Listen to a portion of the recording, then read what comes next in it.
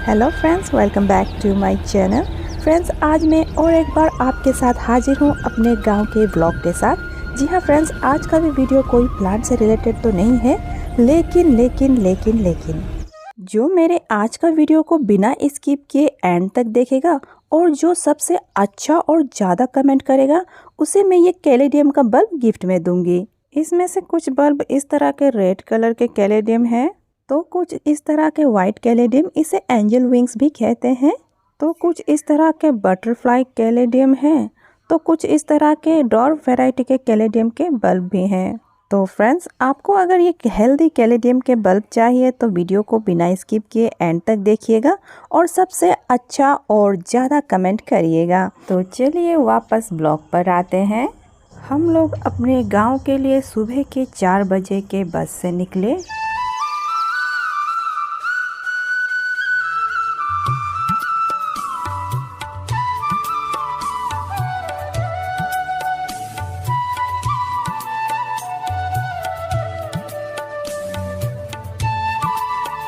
क्योंकि मुझे video shoot करना था तो कैसे भी करके मैंने विंडो वाला सीट का ही टिकट करा।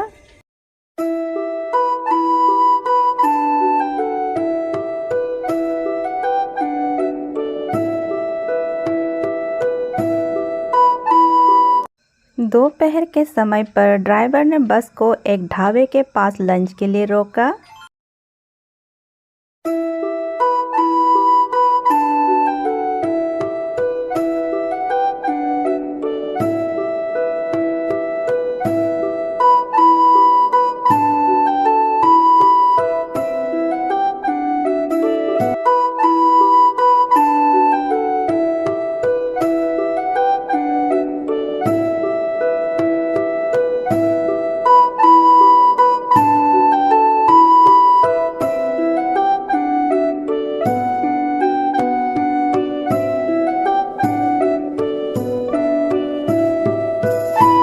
लंच खत्म होते ही वापस हम लोग बस पे चढ़े और फिर अपने गांव की तरफ रवाना हुए।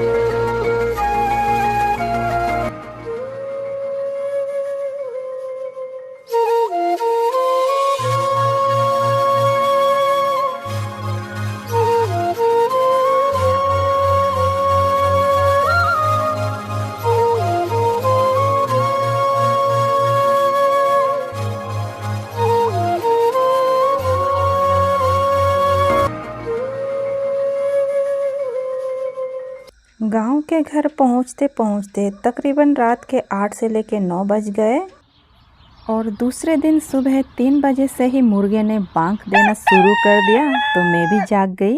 तो मैं क्या देखती हूँ कि ये लोग आग जलाने के लिए कोई केरोसिन ऑयल का यूज़ नहीं करते।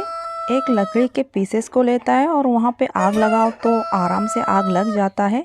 पहले तो मुझे लगा कि लकड़ी के टुकड़े को पहले से ही मतलब तेल पे डुबोया गया है, पर ऐसा कुछ नहीं है फ्रेंड्स। मेरे पूछने पर मेरे कज़िन ने मुझे बताया कि ये पाइन ट्री का जो है इनर कोर, जो अंदर का वाला पोर्शन है, ये वो है, तो इसे लोकल लैंग्वेज में ये लोग दियालो कहते हैं।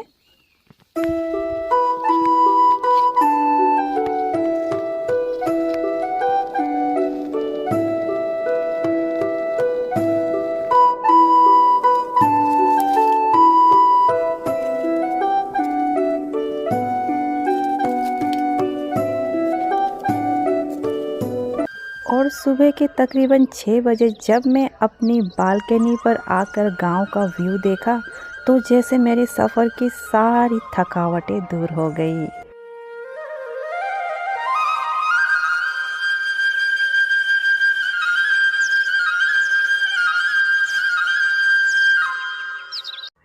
ये जो आप देख रहे हो ये एक गांव है और इस वाला पहाड़ी पर जो है बसा हुआ है, तो ये दूसरा वाला गांव है।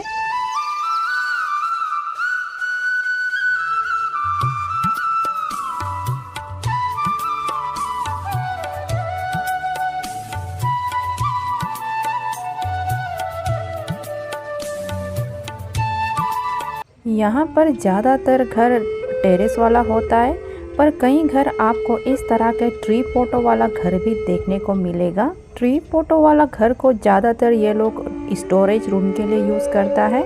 और ट्री पोटो वाला घर का छत जो है इस तरह से पाइन ट्री के लकड़ी से बने होते हैं। और घर चाहे जैसा भी हो, चाहे टेरेस वाला हो या ट्री पोटो वाला, इसके दीवार तो पत्थर के बने ही होते हैं। इस दीवार को बनाने के लिए ये लोग इस तरह के बड़े बड़े पहाड़ों से पत्थर को काट कर लाते हैं। पर आजकल बहुत सारे घर नए तरीके से भी बनाया जा रहा है। आज हमारे गांव में पहला दिन है, तो दिन की शुरुआत हमने इस एरिया के मंदिर पर पूजा करके किया। यहाँ के लोग इस मंदिर को देवी थान कहते हैं।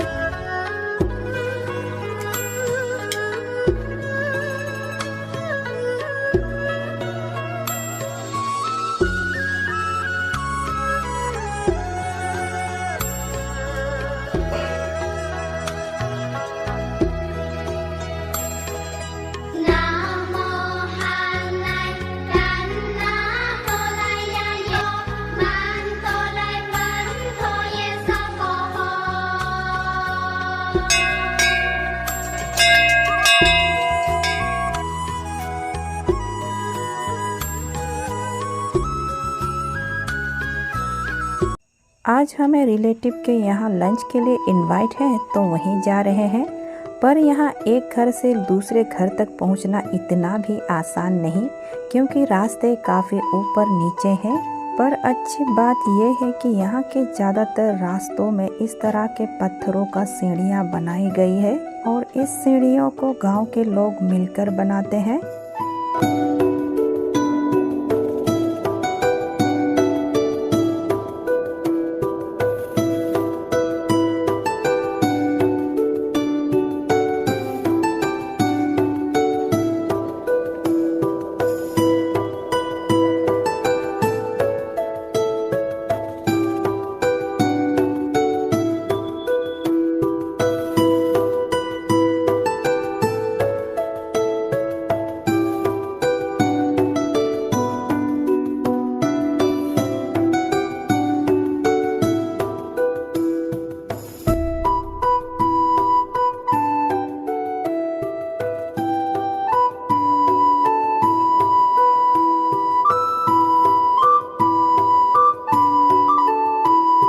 काफ़ी पैदल चलने के बाद फाइनली हम लोग रिलेटिव के घर पहुंच गए।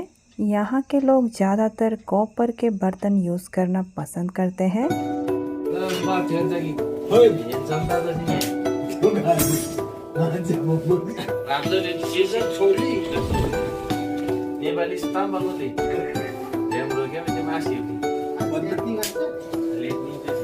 मैं अपनी वीडियो में इनके बारे में ना बताऊं, ऐसे कैसे हो सकता है। आखिर हमें पूरे गांव को घुमाने का जिम्मेदारी इन्हीं का तो है। दिन भर हमें गांव घुमाना और फिर शाम को आके पूरे परिवार के लिए खाना पकाना, मेरे लिए तो ये कोई आसान काम नहीं है, पर ये काम भी यही करता है। और हाँ, नेक्स्ट डे का प्रोग्राम सेट करना और पूरा डे शेड्यूल फिक्स करना भी इन्हीं का जिम्मेदारी है। और ये है मेरा स्वीट कजिन सुजैन। लंच करने के बाद हम लोग जंगल के रास्ते से घर जा रहे हैं, क्योंकि इसी रास्ते में कब्रिस्तान भी पड़ता है और हम लोग एक बार अपने पूर्वजों के कब्र का दर्शन करना चाहते हैं।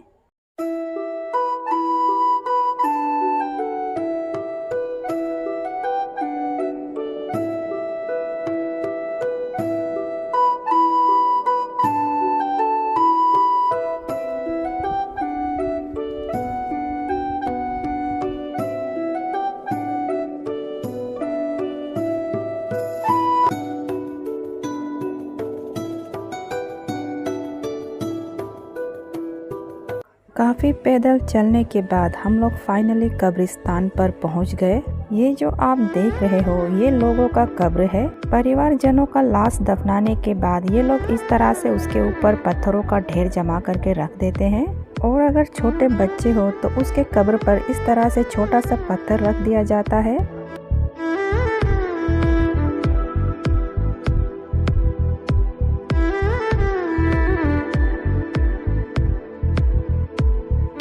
लोग अपने परिवारजनों के कब्र पर इस तरह से पत्थरों का छोटा सा घर टाइप का भी बना देते हैं। कब्रिस्तान में पूर्वजों के दर्शन के बाद हम लोग वापस अपने घर के तरफ बढ़े।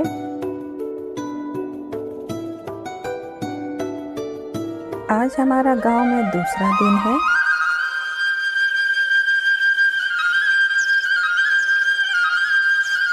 आज मैं और मेरे भाई मकाई पीसने के लिए चक्की पर जा रहे हैं।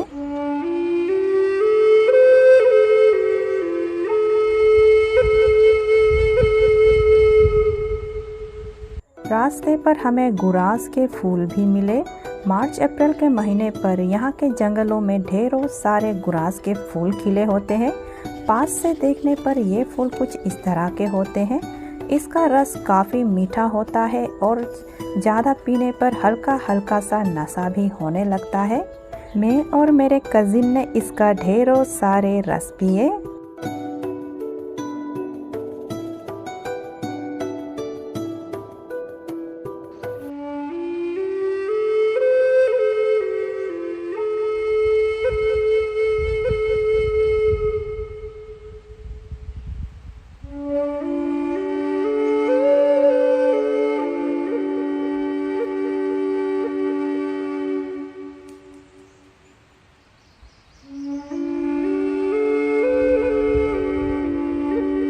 ढाई से लेकर 3 घंटे पैदल चलने के बाद फाइनली हम लोग चक्की वाले घर तक पहुंच गए। यह घर नदी के ऊपर बनाया गया है। नदी की तेज धारा की प्रवाह से इसके मोटर चलता है। इस मोटर को चलाने के लिए किसी भी तरह का इलेक्ट्रिसिटी या फिर मैनुअल वर्क नहीं होता है। इस मोटर के ब्लेड को पाइन ट्री के लकड़ी से बनाया गया है। इसी चक्की और मोटर का इस्तेमाल गांव के लोग मेरे परदादा के टाइम से करते आ रहे हैं और अब तक इसमें कभी रिपेयरिंग करने की भी ज़रूरत नहीं पड़ी है। इस घर के दीवार को लकड़ी और पत्थर से बनाया गया है। तो चलिए अब अंदर चलकर देखते हैं। मोटर के चलने पर घर के अंदर इस तरह से चक्की घूमता है, यानी कि चक्की पीसने के लिए हमें किसी भी तरह की मशक्कत करने की कोई ज़रूरत नहीं है।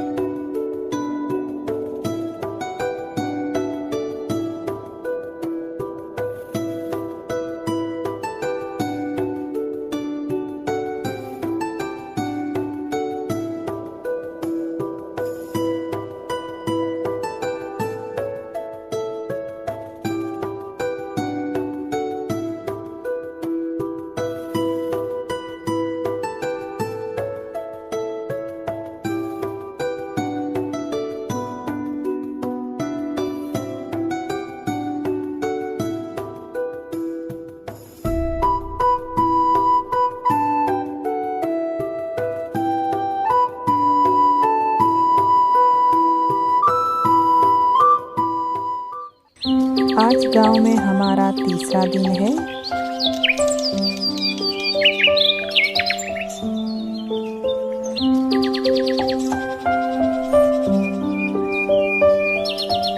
आज हमारे रिलेटिव के यहाँ पर पूजा है तो हम यहीं आए हुए हैं। यहाँ के लोकल लैंग्वेज में इसे दोमांग कहते हैं। तो आज हम दिन भर इसी पवित्र माहौल में रहेंगे।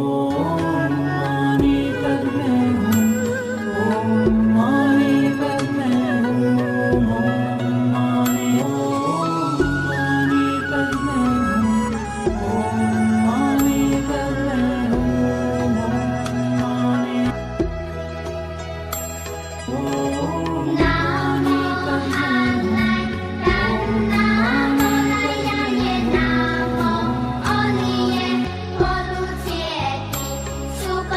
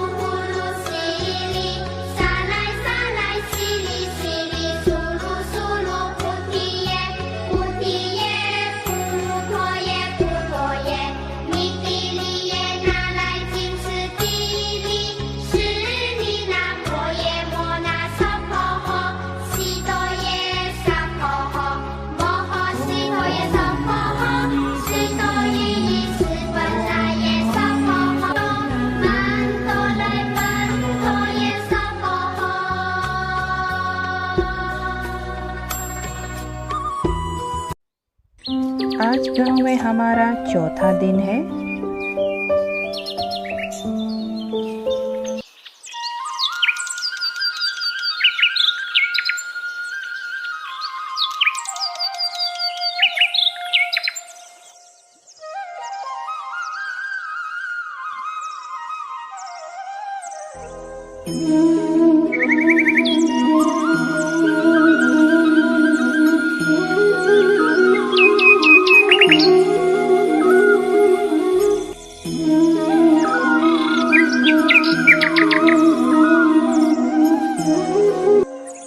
आज हम लोग मार्केट जा रहे हैं।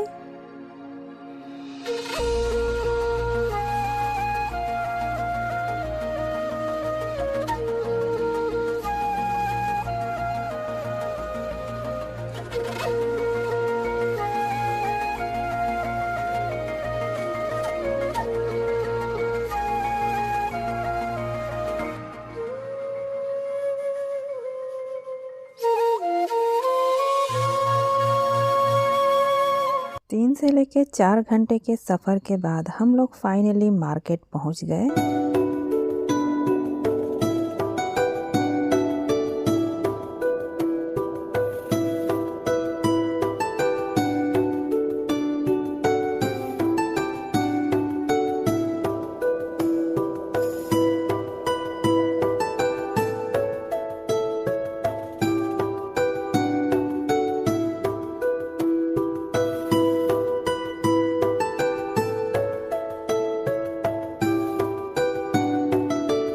मार्केटिंग करके घर लौटते लौटते बिल्कुल शाम हो गए।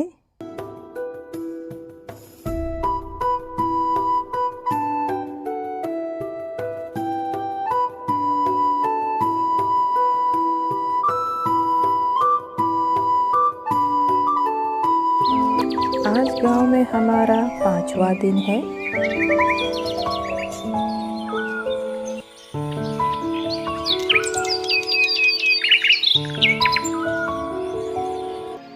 आज हम लोग चंगिस्तान जा रहे हैं।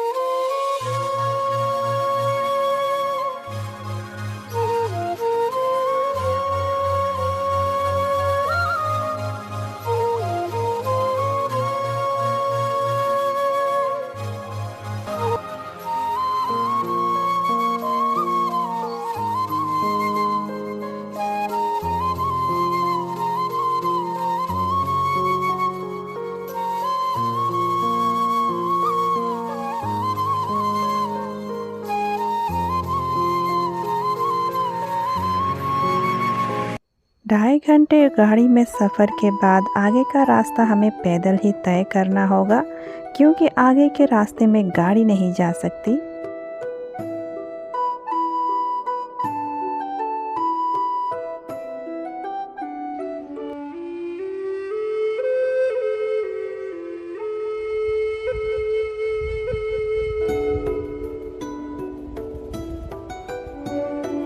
उस पहाड़ी के टापू का नाम है चंगिस्तान। हमें वहीं पहुंचना है।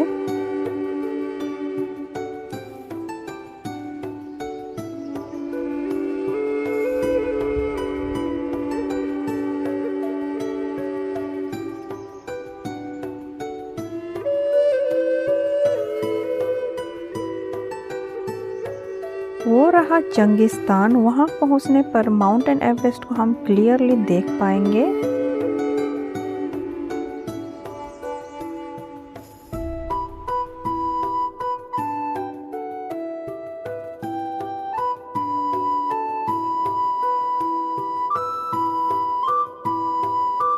तो फाइनली हम लोग चंगिस्तान पहुंच चुके हैं। यहाँ काफ़ी तेज़ हवा है। यहाँ टेंपल टाइप का भी बना हुआ है और लोग आस्था से यहाँ पूजा भी करते हैं।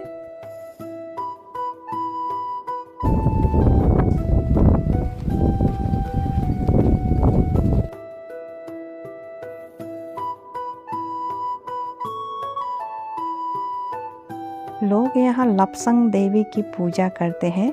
मेरे पापा का मन्नत था कि वो यहाँ आकर लपसंग देवी को त्रिशूल चढ़ाएं, इसीलिए हम लोग पापा के साथ त्रिशूल चढ़ाने यहाँ आए हैं।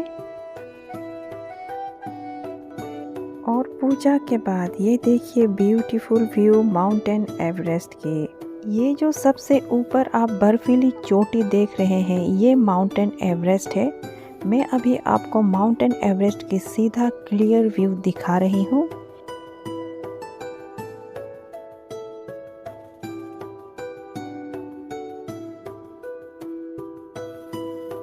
चंगिस्तान के टापू तक पहुंचने के बाद ना ही सिर्फ आपको माउंटेन एवरेस्ट की ब्यूटीफुल व्यू देखने को मिलेगा, बल्कि यहां से आप पूरे गांव को देख सकोगे।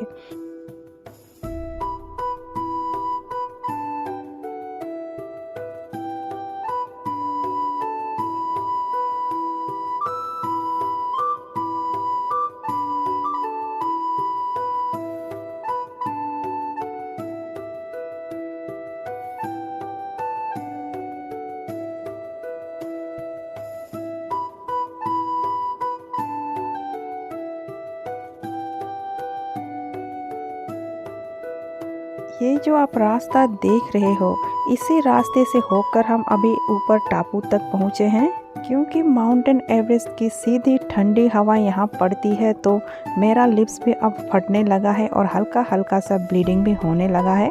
तो जल्द से जल्द हमें यहाँ से जाना होगा। टापू से उतरने के बाद हम लोगों ने होटल पर लंच किए और फिर घर की तरफ रवाना हुए।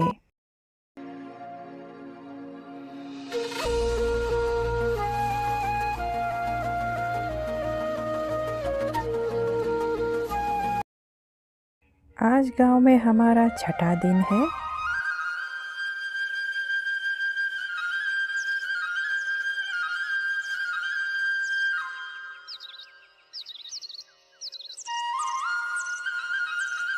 आज सवेरे मुझे यहाँ हल चलाते हुए भी देखने का मौका मिला।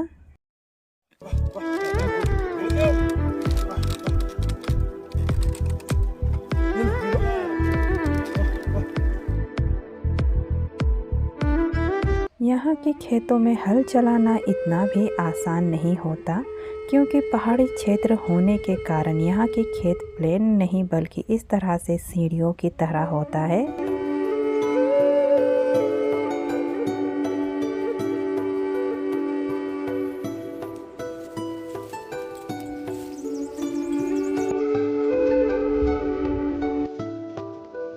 यहाँ पर जनवरी फर्स्ट वीक से लेकर मार्च 15-20 तारीख तक काफ़ी भारी मात्रा में स्नोफॉल भी होता है। स्नोफॉल के टाइम पर मेरा गांव कुछ इस तरह से लगता है। ऐसा लगता है कि मानो माँ प्रकृति ने पूरे गांव को सफ़ेद चादर से ढक लिया हो।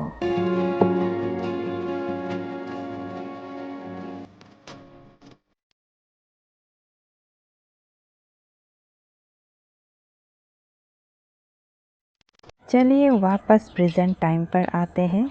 आज हम लोग पूजा करने के लिए गोरा पोखरी जा रहे हैं। 2 घंटे पैदल चलने के बाद फाइनली हम लोग गोरा पोखरी पहुंच गए हैं। ये जो आप लेक टाइप का देख रहे हो, इसी को यहाँ के लोग गोरा पोखरी कहते हैं।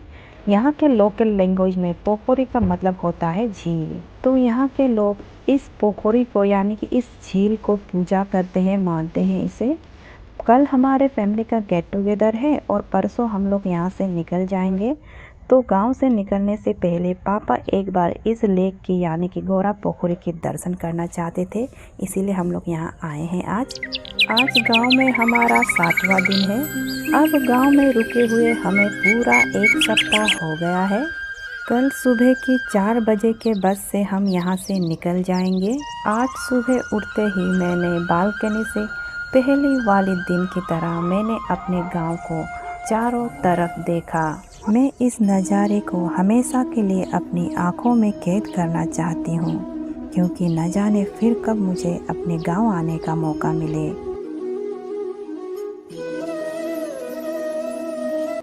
आज हमारा गांव में 8वां दिन है। सुबह के 4 बजे के बस के लिए हम लोग यहाँ पर वेट कर रहे हैं। इसी रास्ते से बस आएगी। न जाने क्यों आज मेरा दिल में अजीब सा दर्द हो रहा है। शायद इसी दर्द को बिछड़ने का दुख कहता है। मुझे यहाँ की हर चीज़ बहुत याद आएगी और ख़ासकर सबसे ज़्यादा तो इसकी। आज तो मुझे यहाँ के बड़े बड़े पहाड़, चट्टानें और पेड़ पौधे भी बहुत प्यारे लग रहे हैं। न जाने क्यों आज ऐसा हो रहा है। शायद इसी को ज़िंदगी कहते हैं।